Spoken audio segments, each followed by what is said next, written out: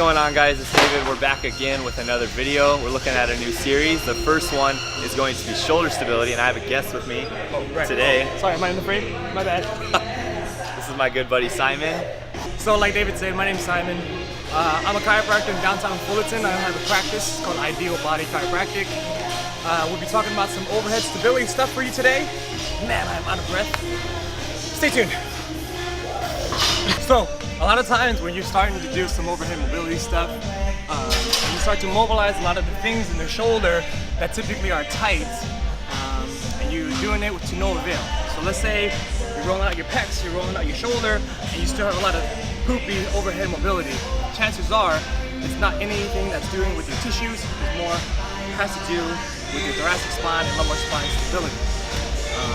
Here are some examples of what can happen to your thoracic spine and lumbar spine to cause lack of range of motion in the overhead position. So, David, let's get you around your back, okay? And let's see how much range of motion you have.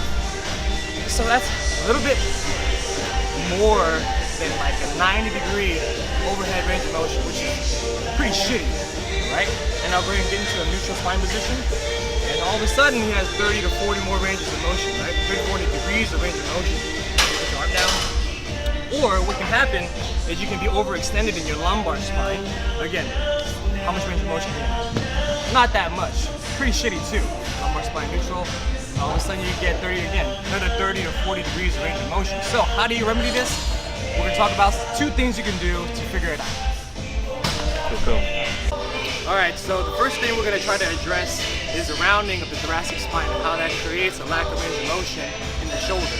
A lot of people, or I guess everybody, does do a lot of things in front of them. And this creates a lot of shortening across the shoulder, so you want to try to lengthen that out and also create the extension that you need in order to create that overhead stability and mobility that you need to do an overhead press. The tools you need is some type of foam roller. You don't have to be fancy and get one that vibrates, right? A normal foam roller would do just fine.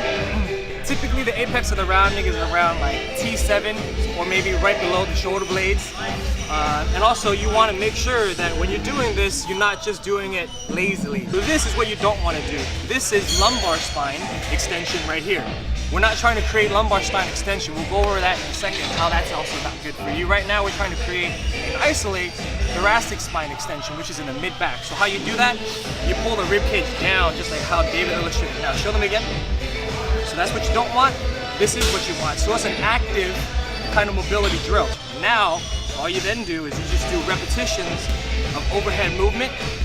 As your arm goes overhead, you'll feel more difficult contraction that needs to happen here. And also you'll feel a real deep kind of different type of ligamental stretch in the thoracic spine here, right? And if you want to take it to the next level, you can do 2 arms. Show them the pain face, David. Don't hold back. There you go. Oh, that's it. Rib cage down. And you just sit here for a little bit too. And that should take care of the thoracic spine extension needed to go overhead. Woo! The second thing that deals with torso stability and overhead pressing is something that David is so beautifully illustrating now, is hyperextension of the lumbar spine. A lot of times when people do an overhead press, you see a lot of hinging occurring from the lumbar spine. This is called the lumbar spine hyperextension, right? So again, when you have this hyperextension, overhead mobility and overhead kind of range of motion ceases to exist, really, right?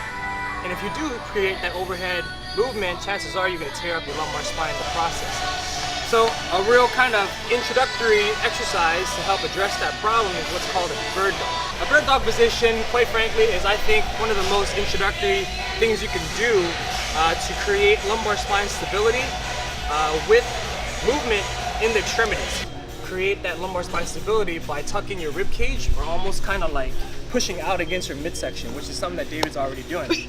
And then from here, you take turns moving each extremity one at a time without compromising that lumbar spine stability. So if you can show them real quick, David, what I'm talking about. So just move your left arm or right arm, that's cool. So David kind of broke lumbar spine stability a little bit, and you really want to try to move only at the extremity that you're moving, right? And then bring that back down. And then you want to now create stability here, and now you can move this hip back as far as you can without moving anything else. That was a lot better, right? And then from there, you can start moving the opposite limb. So if you move this arm, the left arm, or the right arm, you can move the left leg. A lot of people like to hyperextend. A lot of people like to tilt their pelvis and kind of go into that shitty type of position. But everything from the neck to the hip, nothing moves except for the shoulder and the hip, okay? If some people are doing this at home, they're like, I can do that all day, every day. That's easy peasy, lemon squeezy. We got something for you. This movement is called the plank press. This more closely mimics what your body needs to do in an overhead press. So everybody knows how to do a plank, right? So David's gonna get into a plank with a very important addition to this movement. If you can see, he has a set of bands set up, anchored behind him between his legs, and he's holding it in his hands in this plank type position. So go ahead, he's gonna mimic an overhead press position by coming out, nothing is moving here, and then going into extension. This is that next level stuff. Don't try this unless you're ready for it, boys and girls. And move the left side, pack your shoulders a little bit. Pack your shoulders, thoracic spine coming up, chest up, there you go. Oh man. Am I spotting you right now? You are. I'm spotting you 100%. so even a fine athletic specimen like David Fisher here may not be able to handle this movement just yet. So try this one with caution. You guys for watching today, looking at a lot of spinal stability. Hopefully you guys can apply this to any of your overhead movements. Again, thanks Simon, showing me some humbling tricks, but if you guys want any more fitness and nutrition tips, make sure to follow David T. Fisher or Kuang. Quads like Kuang. Quads like Kuang. We'll be doing more series of videos like this, looking at a lot of stability, shoulder, hip, and we're looking at another one in the future, so stay tuned. Thank you for watching.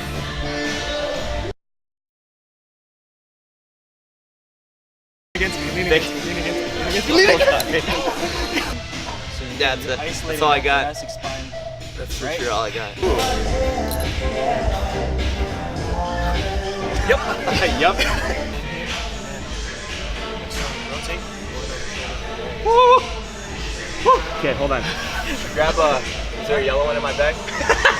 Bro, I'm not gonna be able to do that.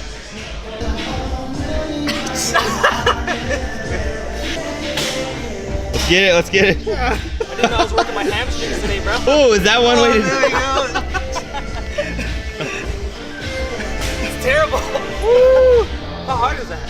That was like RPE like 11. RP.